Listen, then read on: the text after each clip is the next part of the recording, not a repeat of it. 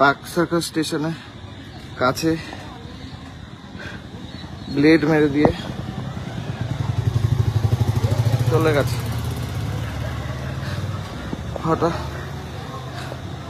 আমি যদি মরে যাই, তাই জন্য এই ভিডিওটা করছি। স্টেশনের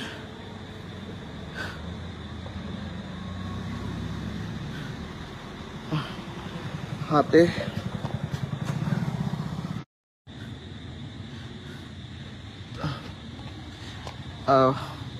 পার্ক সার্কাস স্টেশনে কাছে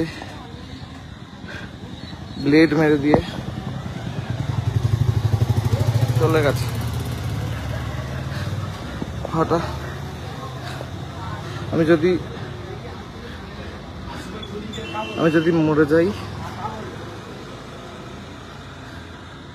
তাই জন্য এই ভিডিওটা করছি। স্টেশনের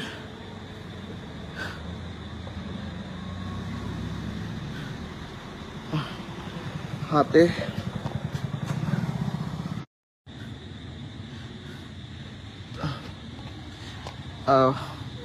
পার্ক সার্কাস স্টেশনে কাছে ব্লেড মেরে দিয়ে চলে গেছে। হঠাৎ আমি যদি মরে যাই, তাই জন্য এই ভিডিওটা করছি। স্টেশনের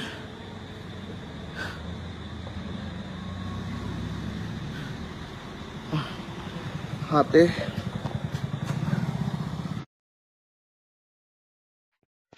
আমার সঙ্গে এই মুহূর্তে রয়েছেন কিশলয় মুখার্জি, রিপাবলিক বাংলার। কিশলয়, আপনার একটা ভিডিও দেখলাম, খুবই সেনসিটিভ আমাদের কাছে লেগেছে, একটু বলবেন বিষয়টা কি হয়েছে? আমি অফিস থেকে একটা বন্ধুর বাড়ি হয়ে বাড়ি ফিরছিলাম।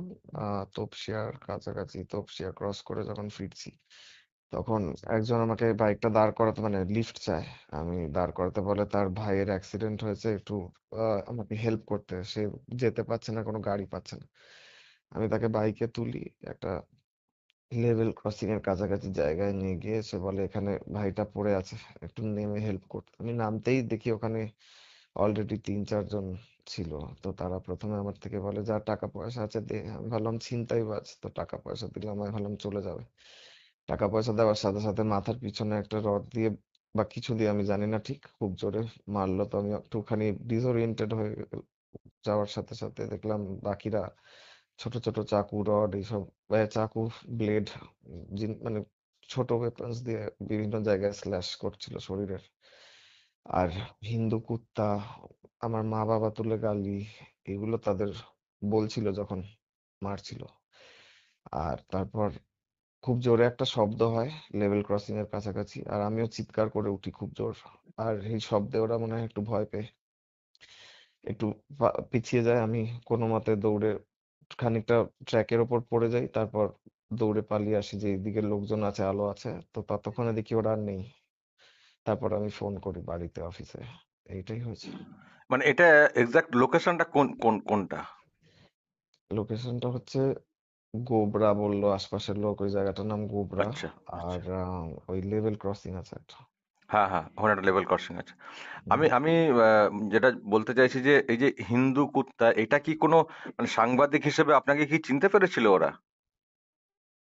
আমার বাইকের আগে প্রেস লেখা আছে, আমার আচ্ছা।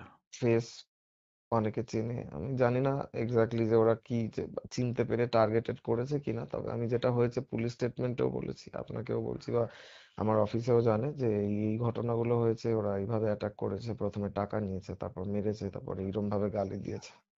মানে আপনি আপনি যেভাবে ধরুন খবর করেন বা এই যে অনেক সনাতনী নির্যাতন নিয়ে খবর প্রকাশ্যে আনেন, সরব হন, আপনার কি কোথাও মনে হচ্ছে যে তার একটা জের পড়েছে এখানেও? দেখুন, পুলিশ ইনভেস্টিগেট করছে বলেছে।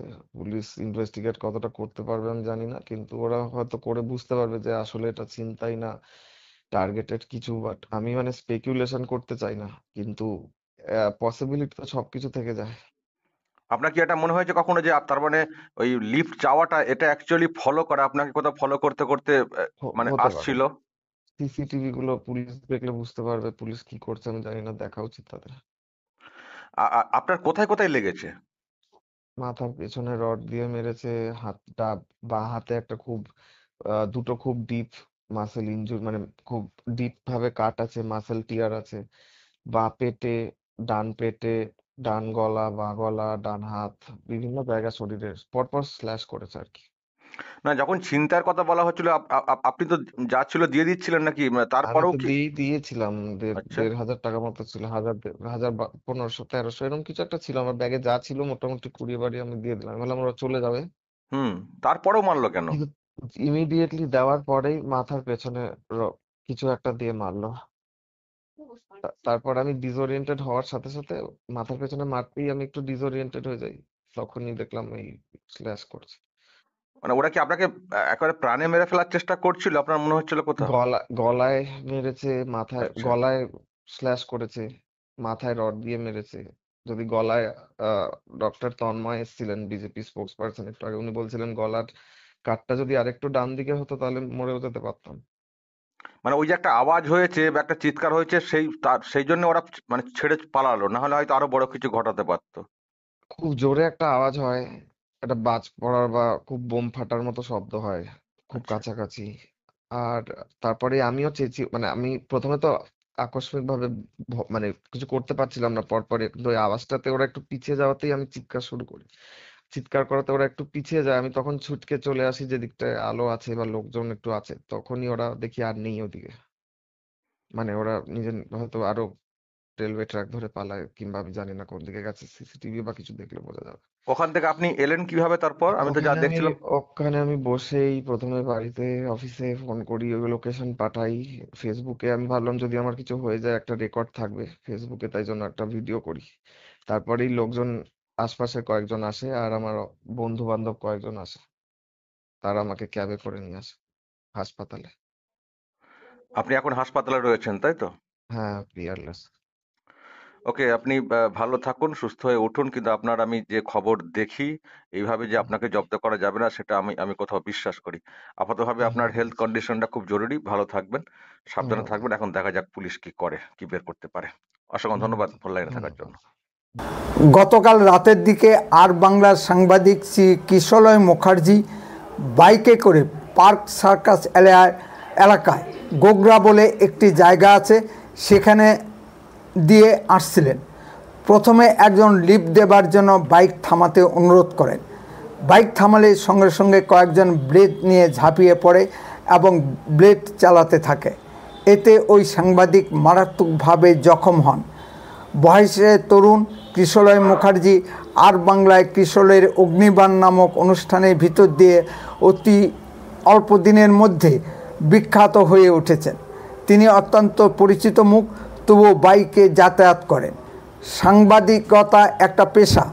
আমরা ভাবি সাংবাদিকরা বহুত পয়সা রোজগার করেন। আদতে কত রোজগার করেন আমার জানা নেই। সামান্য রোজগার করেন বলেই বাইকে যাতায়াত করেন, তা না হলে 4 চাকায় যাতায়াত করতেন। অত্যন্ত প্রতিভাবান সাংবাদিক, সামনে ভবিষ্যৎ পড়ে আছে। অতি অল্প দিনের মধ্যে আর বাংলার মানুষের ঘরে ঘরে পৌঁছে গেছে, আর এটাই হয়তো কিশলয় মুখার্জির ক্ষেত্রে কাল হয়ে দাঁড়িয়েছে। তিনি যেভাবে হিন্দুদের পক্ষে সোচ্চার হন, সেটা হয়তো কারো কারো পক্ষে হজম করা সহজ হচ্ছে না, তাই তার উপর প্রাণঘাতী হামলা হয়েছে। জায়গাটা নাকি ছিনতাইবাজদের জায়গা। যদি ছিনতাইয়ের উদ্দেশ্য থাকতো তবে তাকে মেরে ফেলার চেষ্টা হতো না। যখন এই ঘটনা ঘটেছে তখন একটি হঠাৎ শব্দের জন্য আক্রমণকারীরা পালিয়ে যায়। মনে হয় আক্রমণকারীরা প্রথম শিক্ষানবিশ ছিল, তাই প্রাণে মেরে ফেলতে পারেনি। আমি তার সুস্থতা ও দীর্ঘ জীবন কামনা করি। নমস্কার, আপনারা শুনছেন উত্তরে কণ্ঠ থেকে আমি চিপ্রভাত বসাক, তুফানগঞ্জ, কোচবিহার। সাংবাদিকদের উপর আক্রমণ পশ্চিমবাংলায় এই নতুন নয়। কি বাম রাজত্ব, কি তৃণমূল রাজত্বে বারবার সাংবাদিকদের উপর আঘাত হানা হচ্ছে। সাংবাদিকতাকে গণতন্ত্রের চতুর্থ স্তম্ভ হিসেবে ধরা হয়। সাংবাদিকদের পুলিশ দিয়ে হয়রানি করা থেকে শুরু করে দলীয় ক্যাডার বাহিনী দিয়ে আক্রমণ করা তৃণমূল রাজত্বে আকসার ঘটে চলেছে।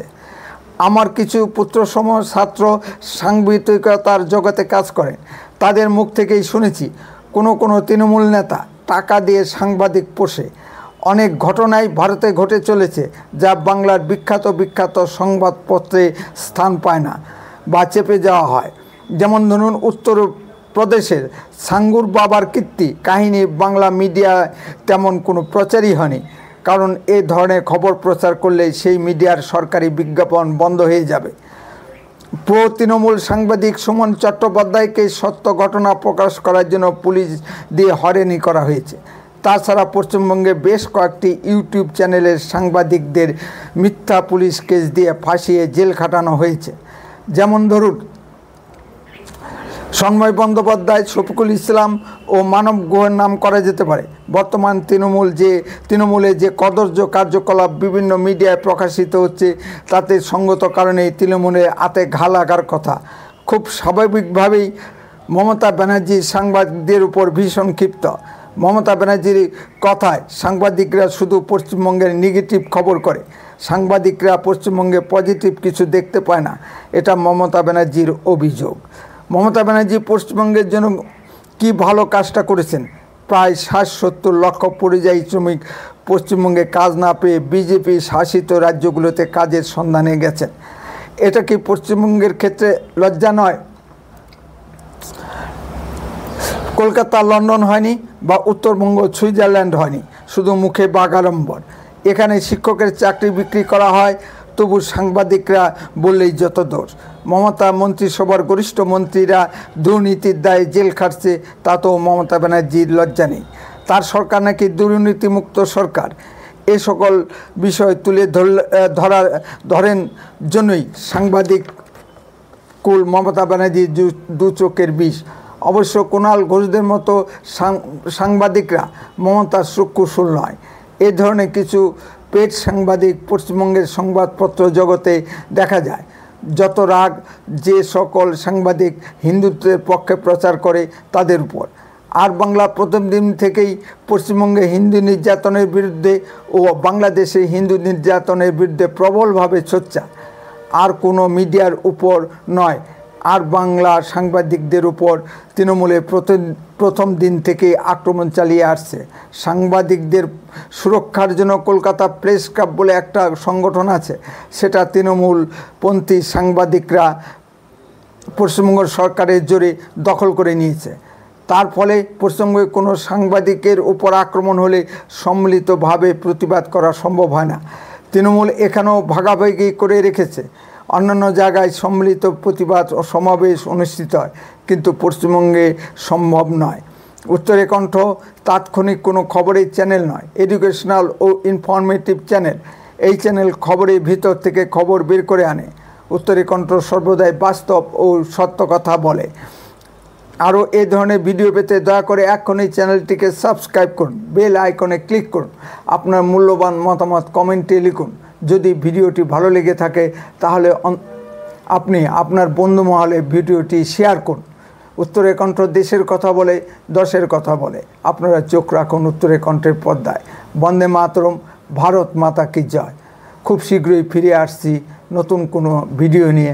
সুস্থ থাকুন, ভালো থাকুন।